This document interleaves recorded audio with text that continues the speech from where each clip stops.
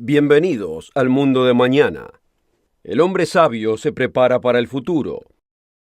Los niños van a la escuela no solo porque les guste, sino porque sus padres se enfocan en el futuro para cuando los niños alcancen su madurez y tengan que arreglárselas por su cuenta. Los padres hacen todo tipo de esfuerzo para darle la mejor educación y hasta los ayudan en sus tareas. Al madurar nos damos cuenta del valor de la enseñanza. Muchos jóvenes se preparan para la universidad y trabajan duro para ser los mejores de la clase. El hombre sensato sacrifica el hoy por el mañana. Él piensa con 4, 10 años o más tiempo de anticipación. Por ejemplo, el hombre sensato considera el hecho de que se va a jubilar dentro de 30 o 40 años y se prepara para ese entonces. Pero no importa cuánto vivamos, esta vida es corta comparada con la eternidad. Es como un parpadeo de ojo. Entonces, ¿por qué dedicamos tan poco tiempo en considerar si es que existe la eternidad en nuestro futuro? Y si es así, ¿cuáles son las consecuencias y qué es lo que hacemos para prepararnos? La común creencia religiosa es que cuando uno muere, uno realmente no se muere. Algunas religiones enseñan la reencarnación, la cual dice que volvemos como otro ser humano, o volvemos como una forma de vida inferior, como por ejemplo un perro callejero. Los que profesan el cristianismo también creen que no morirán, sino que poseemos un alma inmortal. En otras palabras, que el cuerpo muere, pero que existe un alma inmortal con vida eterna dentro nuestro y que al morir puede que vaya al cielo para estar con Dios o vaya al fuego incandescente del infierno para ser martirizado por siempre y para siempre. ¿Pero es esto lo que enseña la Biblia? ¿Puede uno saberlo? La respuesta es sí que puede. Cuando regrese, le voy a mostrar lo que la Biblia realmente dice acerca de lo que pasa cuando uno muere, y no es lo que la mayoría suponen. Acompáñenos.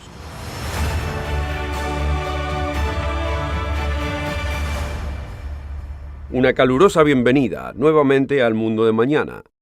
Esta idea de que los seres humanos realmente no mueren se encuentra en la Biblia, pero puede que lo sorprenda quién fue el que enseñó esta teoría.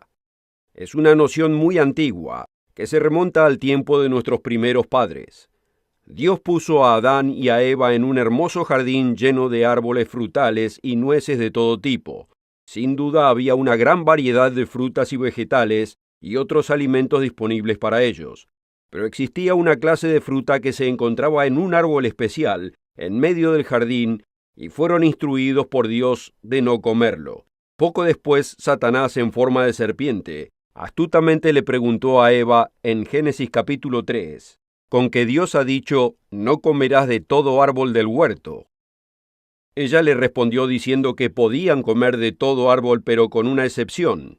Eva entonces repitió la advertencia de Dios como le fue dada a Adán. Dios ha dicho, no comerán de él ni le tocarán, para que no mueran. Y la serpiente respondió a esto, ciertamente no morirán.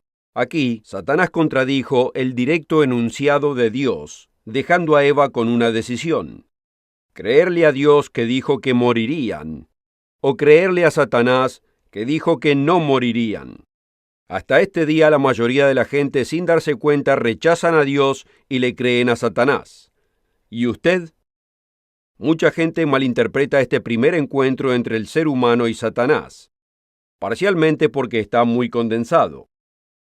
El árbol del que les fue prohibido comer era llamado el árbol del conocimiento del bien y del mal. No debemos pensar por esto que Dios no les dio conocimiento de un estándar de conducta. Él por supuesto que lo hizo, y como parte de esta instrucción, los instruyó que no comieran de ese árbol. A pesar de esto, Eva fue persuadida por la tentación de Satanás, y se tragó la píldora de que al comer de ese árbol alcanzaría la sabiduría, aunque su elección de rechazar la revelación de Dios fue en realidad muy insensata. Fue la primera de las tantas decisiones de la humanidad, de decidir por su cuenta qué es lo que es bueno y qué es lo que es malo. Y nuestra insensatez continúa hasta el día de hoy. Adán y Eva rechazaron a Dios y escucharon el consejo de Satanás. Cuando hicieron esto, su perspectiva de la vida y de cómo vivirla inmediatamente cambió. se sintieron avergonzados de sus cuerpos y cosieron hojas de parra para cubrir sus partes privadas. ¿Por qué? ¿Qué produjo este cambio en cómo se veían? La respuesta se encuentra en la próxima pregunta cuando Dios los encontró después de haber aceptado lo que Satanás les hizo creer. ¿Quién te enseñó que estabas desnudo? Recordemos que eran los dos únicos humanos en el jardín en ese momento. Y Dios los puso ahí sin ropa. Dios no tenía problema con ese estado. Y hasta que lo escucharon a Satanás, ellos tampoco. Fue Satanás que les enseñó a tener vergüenza y miedo respecto a sus cuerpos desnudos. La idea de que el cuerpo es una fuente de vergüenza en realidad es muy antigua y se presenta de muchos modos a través de la historia. Es una característica común de la filosofía dualista, que enseña que la mente es la persona eterna o verdadera y que el cuerpo es algo inferior y temporal, o sea, la parte vergonzosa de nuestra existencia. Platón, Aristóteles, Tomás de Aquino, Descartes y otra multitud de filósofos han contribuido a este falso entendimiento de la persona humana. El concepto neoplatónico de la dualidad influenció profundamente la doctrina cristiana, pero todo comenzó con la mentira satánica propuesta a Adán y a Eva de que sintieran vergüenza de la creación física de Dios. La cristiandad moderna fue inconscientemente tan profundamente influenciada por las creencias paganas que los profesos cristianos actuales están completamente engañados de lo que la Biblia dice realmente respecto a esto y a muchos otros temas. Aquellos de nosotros que crecimos en un ambiente cristiano tradicional, nos fue dicho que el alma es algo separado del cuerpo, el cual va al cielo o al infierno o al purgatorio durante un tiempo, después de que el cuerpo muere. Aunque el Evangelio de Juan en el capítulo 3, versículo 13, deja en claro que Jesús rechazó totalmente el enunciado de Satanás. Juan dice que ningún ser humano que no sea Cristo, lo cual incluye figuras bíblicas como Abraham, Isaac, Jacob, Moisés y Daniel, se encuentren en el cielo.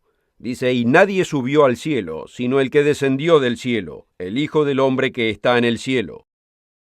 Pero ¿qué pasa con esto llamado alma? ¿No dice la Biblia que el alma se va al cielo o a un lugar de tormento cuando uno muere? Puede que lo sorprenda, pero no lo dice. La palabra alma en el Antiguo Testamento viene de la palabra hebrea nefesh, simplemente significa criatura. Por ejemplo, encontramos la palabra alma en la traducción Reina Valera en el 2 capítulo de Génesis, versículo 7. Dice lo siguiente: Formó pues Dios al hombre del polvo de la tierra y sopló en su nariz aliento de vida, y fue el hombre un alma viviente. Esto nos debería llevar a detenernos a pensar. Notemos que dice que el hombre pasó a ser un alma viviente.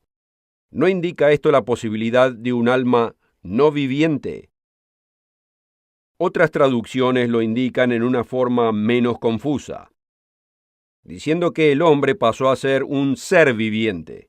Además, un cuidadoso estudio del lenguaje original de la escritura del Antiguo Testamento nos demuestra que la palabra nefesh, de donde viene la palabra alma, puede referirse a otras criaturas que no sean seres humanos. Por ejemplo, en Génesis capítulo 1, versículo 21 dice lo siguiente: Y creó Dios las grandes ballenas y toda criatura o nefesh que se mueve, que las aguas produjeron según su género, y toda ave alada según su género. Así que la palabra hebrea, de la cual traducimos la palabra española alma, se refiere a toda criatura viviente. Y la Biblia además se refiere a nefesh, o sea, el alma, estando muerta. Notemos en Levíticos capítulo 21, versículo 11, donde habla de un cuerpo muerto. La palabra persona, donde dice persona muerta, es la palabra hebrea nefesh. Así que si nefesh es la palabra traducida al español como alma, entonces el alma puede morir. Esto es confirmado en Ezequiel capítulo 18, versículo 4. He aquí que todas las almas son mías. Como el alma del Padre, así el alma del Hijo es mía. El alma que pecare, esa morirá. Esto se repite en el versículo 20. El alma que pecare, esa morirá. En otras palabras, la Biblia describe al hombre como perecedero. Cuando la mayoría de los profesos cristianos leen lo que es discutiblemente el versículo más famoso de la Biblia, Juan 3:16, no alcanzan a notar la importancia de un poderoso enunciado contenido en él. Como dice la traducción interlineal Francisco Lacueva, porque de tal manera amó Dios al mundo que ha dado a su Hijo unigénito para que todo aquel que en él cree no perezca, mas tenga vida eterna. Sabemos lo que significa cuando el alimento perece. Y cuando decimos que los pasajeros perecieron en un accidente, cualquiera entiende que significa que murieron. No están simplemente heridos, murieron, están muertos. Cuando nos referimos a un asunto bíblico, ¿por qué la gente insiste en otro significado inapropiado de la palabra perecer? La Biblia enseña que la vida y la muerte son cosas opuestas. En ningún lado la Escritura describe a la vida humana como algo intrínsecamente inmortal. Inmortal simplemente significa que no es mortal. Pero como ya hemos visto, inclusive el alma, sea lo que quieran pensar que es mortal, puede morir. Recordemos Ezequiel 18, versículos 4 y 20, donde dice, el alma que pecare, esa morirá. La palabra de Dios revela que la inmortalidad, o sea, la vida eterna, en cualquier manera, no es algo que poseemos naturalmente, sino por el contrario, es algo que debemos buscar. Notemos Romanos capítulo 2, versículos 6 al 7. Dios, el cual pagará a cada uno conforme a sus obras. Y ahora notemos lo siguiente.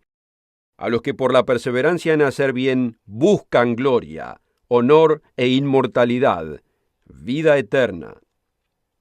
Claramente la vida eterna y la inmortalidad es algo que no poseemos. Debemos buscarlo.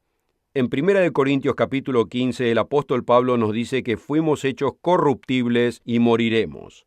Y que la inmortalidad, o sea, la vida eterna, es algo que debemos ponernos. Veamos lo que dice el versículo 53 al 54. Porque es necesario que esto corruptible se vista de incorrupción, y esto mortal se vista de inmortalidad. Pero cuando esto corruptible se haya vestido de incorrupción, y esto mortal se haya vestido de inmortalidad, entonces se cumplirá la palabra que está escrita. Devorada ha sido la muerte en victoria. Ahora, si yo digo, usted tiene puesta una camisa, ya no tiene que ponérsela. Solamente debe ponérsela si usted no la tiene puesta. Como dice esta escritura, la inmortalidad, o sea, la vida eterna, es algo que no tenemos, y debemos ponérnosla. Leamos en 2 de Timoteo capítulo 1, versículo 10. Jesucristo, el cual quitó la muerte y sacó a luz la vida y la inmortalidad por el Evangelio. La mayoría de nosotros fuimos criados sin leer la Biblia. En cambio, aceptamos tradiciones pasadas a través de nuestros padres y conocidos. Aceptamos como verdades cosas que no se encuentran en la Biblia. Un sabio hombre dijo una vez que es más difícil desaprender el error que aprender la verdad desde un principio. ¿Y qué verdadero que es esto? ¿De dónde salió esta idea de que el ser humano posee un alma inmortal? En un comentario de 1 de Timoteo 6:16, donde dice que solo Jesucristo tiene inmortalidad, el autor de un libro de cristiandad convencional hace la siguiente anotación. Es meramente filosofía pagana, la que le atribuye al alma la indestructibilidad en sí misma, la cual debe ser atribuida solamente como una dádiva de Dios. Nuevamente Pablo afirma este punto, que la vida eterna es una dádiva de Dios. En Romanos 6:23 dice, porque la paga del pecado es muerte, mas la dádiva de Dios es vida eterna en Cristo Jesús, Señor nuestro. Es algo muy sencillo. Lo que recibimos por pecar es la muerte. Pero a través de Jesucristo obtenemos la dádiva de la vida eterna. Pablo le escribió a Tito que la vida eterna es algo que esperamos, no algo por derecho de nacimiento. Podemos verlo en Tito capítulo 3, versículo 7. La evidencia es avasalladora. El mismo Jesucristo nos dice en Juan capítulo 5, versículo 24. De cierto os digo, que el que oye mi palabra y cree al que me ha enviado, tiene vida eterna, y no vendrá a condenación, mas pasó de muerte a vida. La Biblia es consistente al describir el estado de la muerte como sin conciencia. Somos instruidos con lo siguiente en el Salmo 146, versículos 3 al 4. No confíes en los príncipes ni en el Hijo del Hombre, porque no hay en él salvación. Sale su espíritu, se vuelve a la tierra. En el mismo día perecen sus pensamientos. Y esta declaración contundente nos es dada en Eclesiastés, capítulo 9, versículo 5. Porque los que viven saben que han de morir, pero los muertos nada saben. No es solamente el Antiguo Testamento el que vincula a la muerte con el sueño inconsciente. Hay una escritura encontrada en el libro de Juan que describe cómo el amigo de Jesús, Lázaro, estaba gravemente enfermo. A Jesús le fue pedido que acudiera rápidamente para que sanara a su amigo. Durante el camino, le dio la noticia a sus discípulos de que Lázaro había muerto. Notemos cómo lo explicó en Juan capítulo 11. Jesús dijo: Nuestro amigo Lázaro duerme, mas yo voy a despertarle del sueño. Dijeron entonces sus discípulos: Señor, si duerme, sano estará. Pero esto decía Jesús de su muerte, y ellos pensaban que hablaba del reposar del sueño. Y entonces Jesús les dijo claramente: Lázaro ha muerto. El apóstol Pablo también vinculó la muerte con el sueño. En una ocasión en particular le escribió a la gente de Tesalónica para alentarlos acerca de los conocidos que habían muerto, puede que a causa de muertes recientes en ese área. Notemos lo que dice en Primera de Tesalonicenses capítulo 4, comenzando en el versículo 13. Mas no quiero, hermanos, que ignoréis acerca de los que duermen, para que no os entristezcáis como los otros que no tienen esperanza. Porque si creemos que Jesús murió y resucitó, así también traerá Dios con él a los que durmieron en Jesús. Por lo cual os decimos esto por palabra del Señor, que nosotros que vivimos, que habremos quedado hasta la venida del Señor, no precederemos a los que durmieron. Los líderes engañados en la temprana iglesia vieron a esta escritura a través del lente de las ideas filosóficas paganas de su tiempo. Algunos líderes fueron profundamente influenciados por la filosofía griega. Notemos esta cita del altamente respetado Manual de Erdmann de la historia de la cristiandad. Dice: algunos escritores cristianos estaban altamente influenciados por las ideas filosóficas de la inmutabilidad divina, muy diferentes de la constante consistencia del Dios viviente de la Biblia. Orígenes y otros líderes antiguos creían la falsedad satánica de que el hombre no moriría. Seguían la doctrina pagana de que el hombre posee un alma inmortal. No absorbieron toda la idea, pero estas ideas influenciaron altamente las doctrinas posteriores. En vez de creerle a Dios, la mayoría de los profesos cristianos creen, como yo creía en mi juventud, que poseemos un alma inmortal y que al morir se irá inmediatamente al cielo. Pero el alma inmortal del desobediente irá a un lugar muy distinto para ser atormentado por toda la eternidad. Hasta este día las Escrituras han sido mal interpretadas a través de ese lente.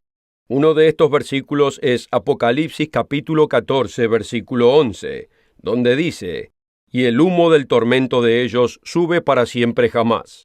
Y los que adoran a la bestia y a su imagen no tienen reposo ni de día ni de noche, ni cualquiera que reciba la marca de su nombre. Pero ¿cuál es el contexto de este pasaje? ¿Está discutiendo la fe eterna final del inicuo? No es así. Es respecto al día del Señor, el tiempo de la ira de Dios sobre la humanidad rebelde, durante el cual los seres humanos sufrirán un juicio prosiguiendo las pisadas de otro juicio. ¿Qué significa cuando dice, el humo del tormento sube para siempre jamás? Cuando escuchamos a alguien decir, la fila duró una eternidad, entendemos que se refiere a una larga fila de gente. Usamos este tipo de lenguaje figurativo constantemente en las conversaciones. El humo es un derivado de la combustión, y es ese humo el que es descrito en este versículo, el que asciende para siempre. Cuando la fuente de combustible para el fuego es consumida, el fuego deja de existir. Pero el humo puede continuar ascendiendo durante un largo tiempo. Ahora, por seguro, la Biblia habla del fuego como de la última penalidad del injusto. Pero el fuego que describe la Biblia es mucho más intenso del fuego de la creencia común. En realidad es tan intenso que consumirá totalmente a aquellos quienes serán arrojados en él. Juan el Bautista dijo que Jesús bautizaría con el Espíritu Santo y con fuego en Mateo 3, versículo 11. Y luego Juan explica el bautismo de fuego en el próximo versículo, o sea, el versículo 12. Su aventador está en su mano, y limpiará su era, y recogerá su trigo en el granero, y quemará la paja en fuego que nunca se apagará. El fuego por naturaleza es inextinguible. Continúa mientras tenga material combustible, y lo que queda es solo humo y cenizas cuando se agota el combustible. La Biblia es inequívoca acerca del hecho de que el ser humano es mortal, y que perecerá por completo a menos que reciba la gracia de Dios. Como vimos en Juan 3:16, porque de tal manera amó Dios al mundo, que ha dado a su Hijo unigénito para que todo aquel que en él crea, no perezca, mas tenga vida eterna. Todos sabemos que nos vamos a morir, pero si somos mortales, significa que cuando morimos estaremos realmente muertos y no tenemos un alma que se vaya inmediatamente al cielo o al infierno. Además significa que no vamos a regresar en otra forma de vida o reencarnación. Pero si este es el caso, ¿cuál es nuestra esperanza? La Biblia revela que vendrá una resurrección de la muerte. En otras palabras, los muertos pueden y serán resucitados a la vida nuevamente, como lo dice Pablo. Y por cuanto la muerte entró por un hombre, también por un hombre la resurrección de los muertos. Porque así como en Adán todos mueren, así también en Cristo todos serán vivificados. Pero cada uno en su debido orden. Cristo las primicias, luego los que son de Cristo, en su venida. Y Jesús nos dice lo siguiente en Juan capítulo 5, versículos 28 al 29. Y notemos que inclusive en este pasaje existe un contraste entre la resurrección de vida y lo opuesto. No os maravilléis de esto, porque viene la hora cuando todos los que están en los sepulcros oirán su voz, y los que hicieron bien saldrán a resurrección de vida, y los que hicieron mal a resurrección de condenación o de juicio. Aquellos que vuelvan a la vida en la resurrección de condenación, les será pronunciado el juicio del lago de fuego ante el trono para ser completamente consumidos. Como lo hemos visto en otras escrituras, el profeta Malaquías describe la fe final del inicuo en el capítulo 4, versículos 1 al 3, en el libro que es llamado con su nombre.